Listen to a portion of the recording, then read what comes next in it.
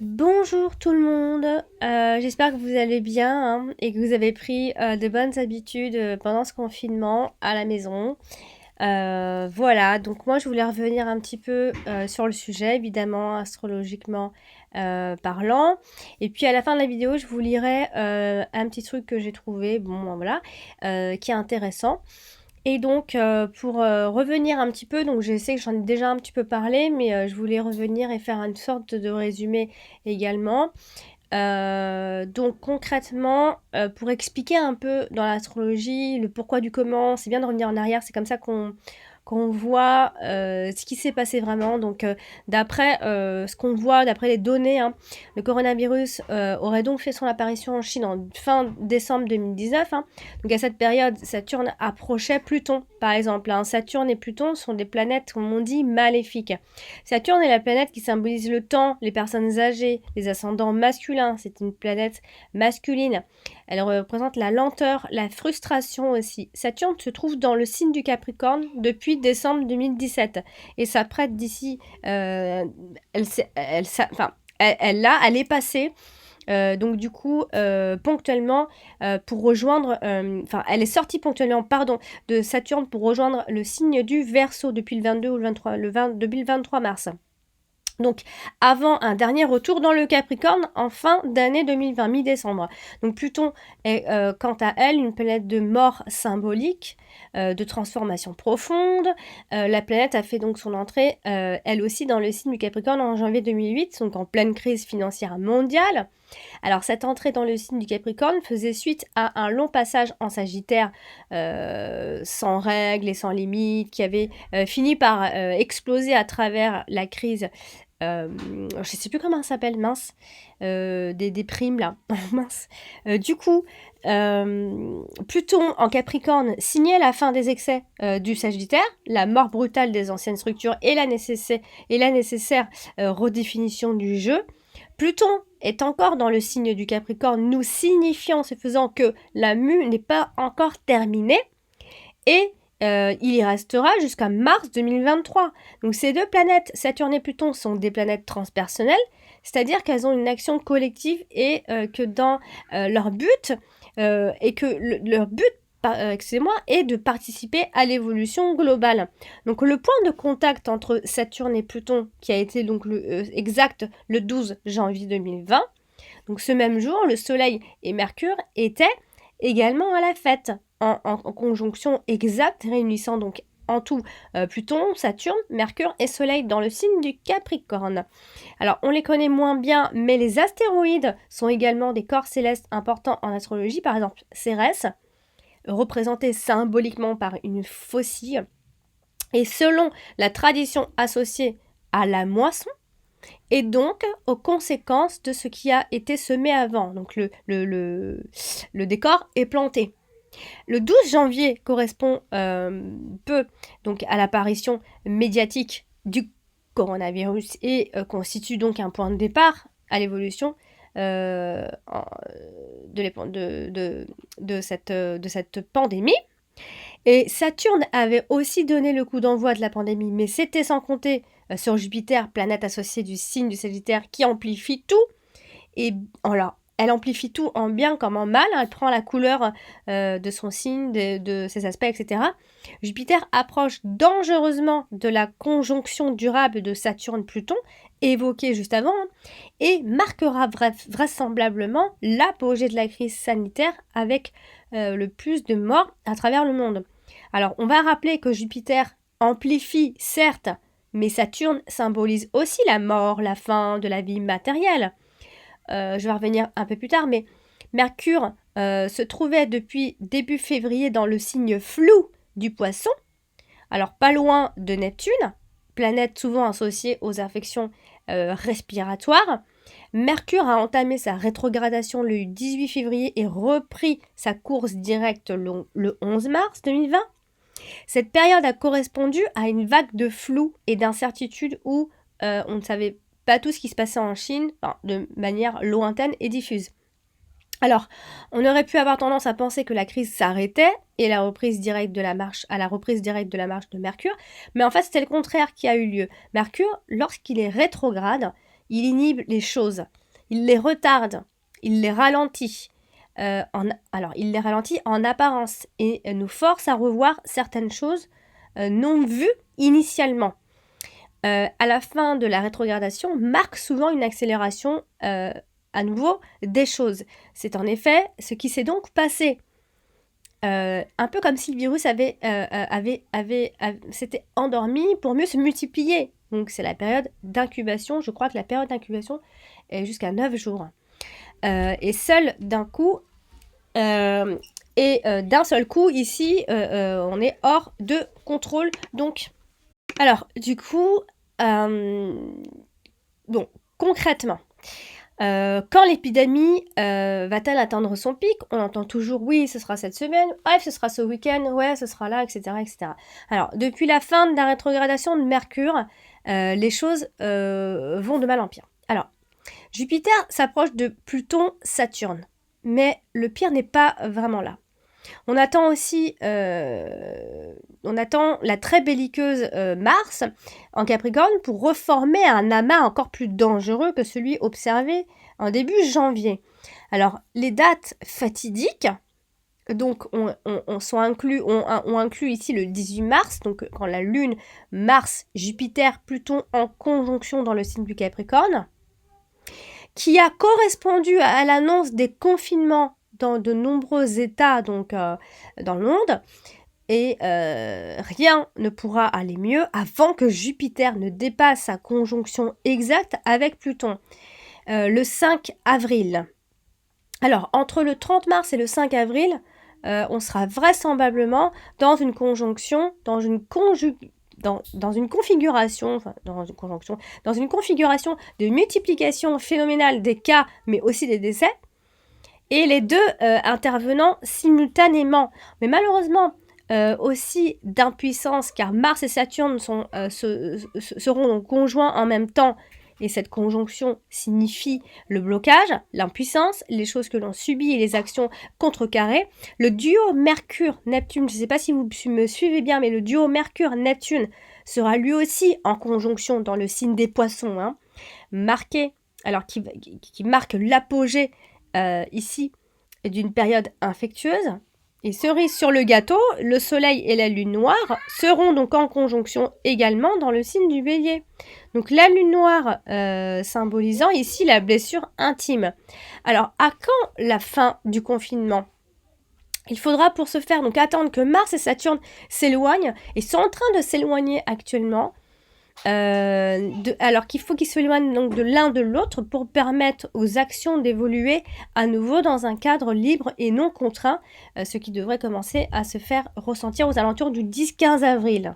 L'épidémie ne reculera vraiment de manière manifeste qu'une fois que Jupiter s'éloignera sensiblement de Pluton, à savoir pas avant la fin avril 2020, au moins à 2 degrés de distance, pour le scénario optimiste, voire fin mai pour les moins optimistes ici. Alors toutefois, on peut douter que le confinement aille au-delà de la mi-avril, même si l'épidémie sera encore féroce jusqu'à la fin du mois d'avril ici.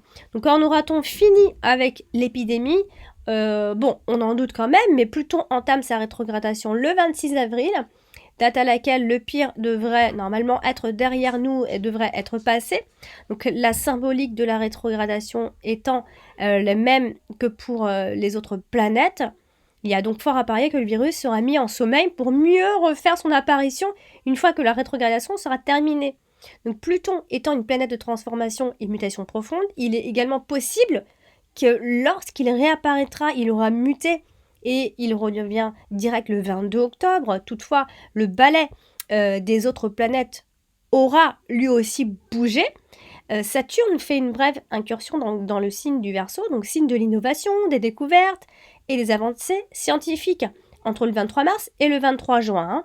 Donc, qui peut laisser ici espérer l'apparition d'un vaccin le succès des traitements innovants actuellement qui sont proposés. Saturne étant la symbolique du temps et du passé, un traitement ancien pourrait donc être aussi une solution innovante, quoique ponctuelle, puisque Saturne rétrogradera lui aussi.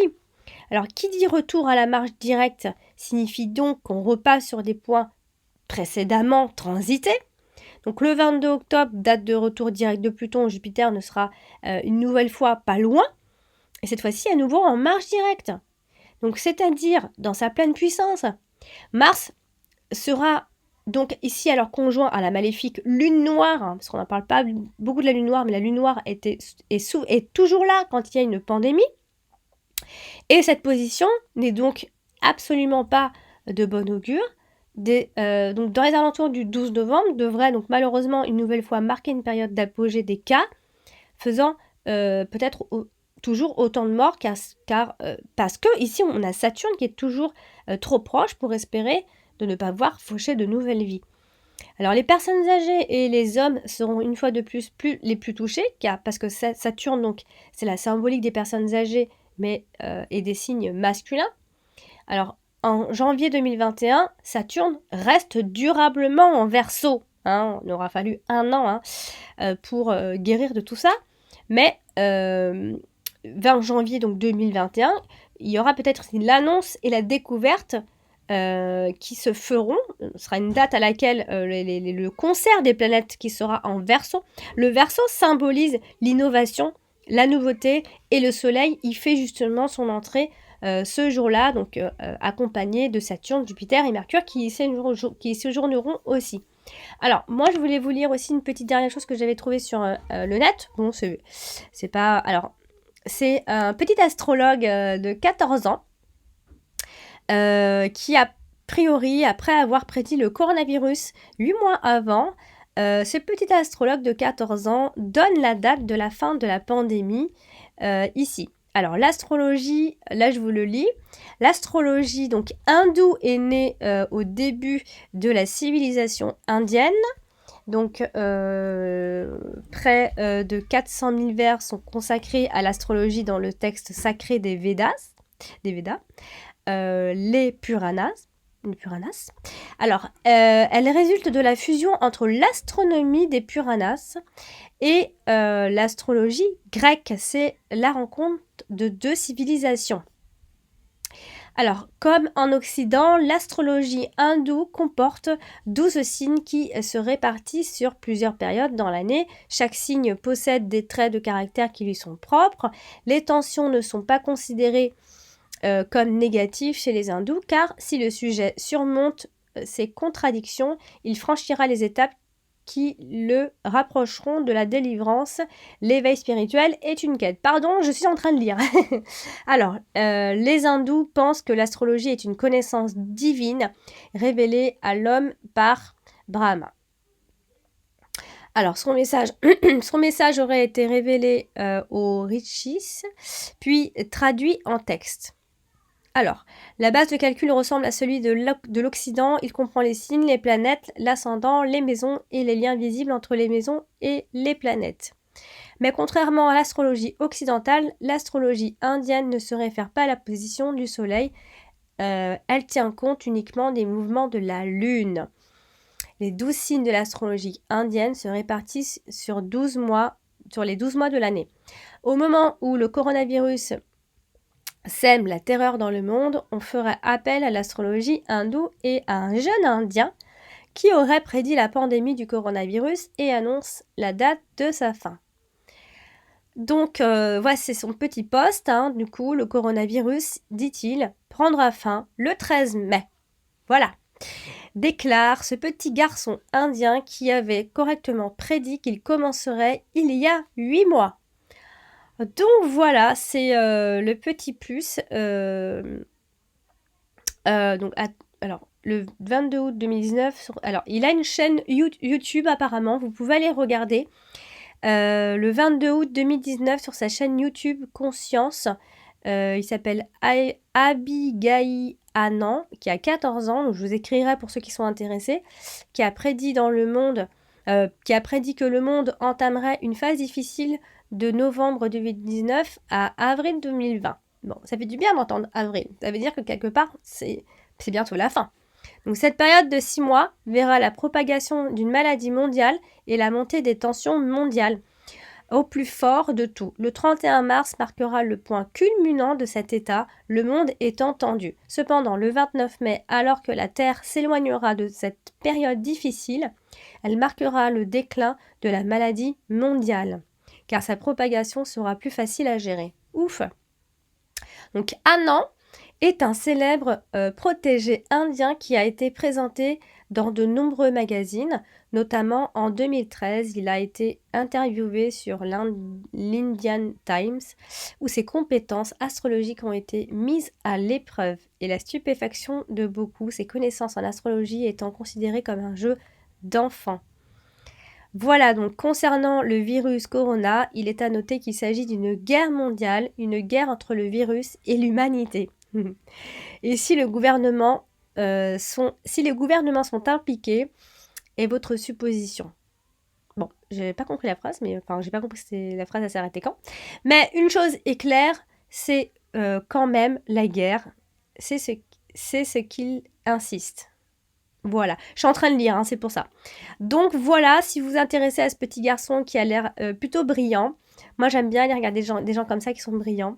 C'est intéressant de savoir, donc eux ils fonctionnent avec la lune et non le soleil, vous voyez. Donc voilà, c'était pour vous dire 2-3 petits mots sur ce qu'il a prédit. Donc on espère vraiment qu'il a raison, comme ça on se dit qu'on n'en a pas encore pour très longtemps finalement. Donc voilà, alors je vais juste lire une petite chose. En ce qui concerne la propagation aqueuse, il note que la toux et les éternuements se produiront principalement à ce moment-là, donc propageant ainsi la maladie plus loin. Et il est donc essentiel d'observer une distanciation sociale pendant cette période. C'est le 31 mars et le 1er avril. il met des dates très exactes. Quant au 29 mai, selon sa compréhension astrologique, l'axe sera rompu et donc l'arrangement planétaire plus favorable à une guérison. Ouf! À partir de ce moment, des cas de réduction de la maladie seront signalés. Quant à l'économie, le ralentissement devrait se terminer en novembre 2021. D'accord. Nous avons donc tenté de vérifier ces informations sans grand succès, d'autant plus que la biographie du supposé astrologue indien est presque introuvable. Bon, ça c'est moins top. Donc voilà, chers amis, c'était pour la petite vidéo de la semaine pour apporter quelques éclaircissements et puis pour aussi quelque part vous tenir un petit peu compagnie. On a tous envie d'avoir des informations, on a tous envie d'entendre des bonnes nouvelles maintenant. On commence à en avoir marre et ça c'est tout à fait normal. Et puis moi je lis aussi plein de choses à droite et à gauche pour m'informer tout simplement et puis pour vous donner aussi de bonnes nouvelles quand je peux en donner également. Voilà, donc c'était donc astrologiquement parlant. Je vous souhaite un très bon confinement, prenez de bonnes habitudes et soyez patients et puis surtout prenez soin de vous. Je vous dis à bientôt.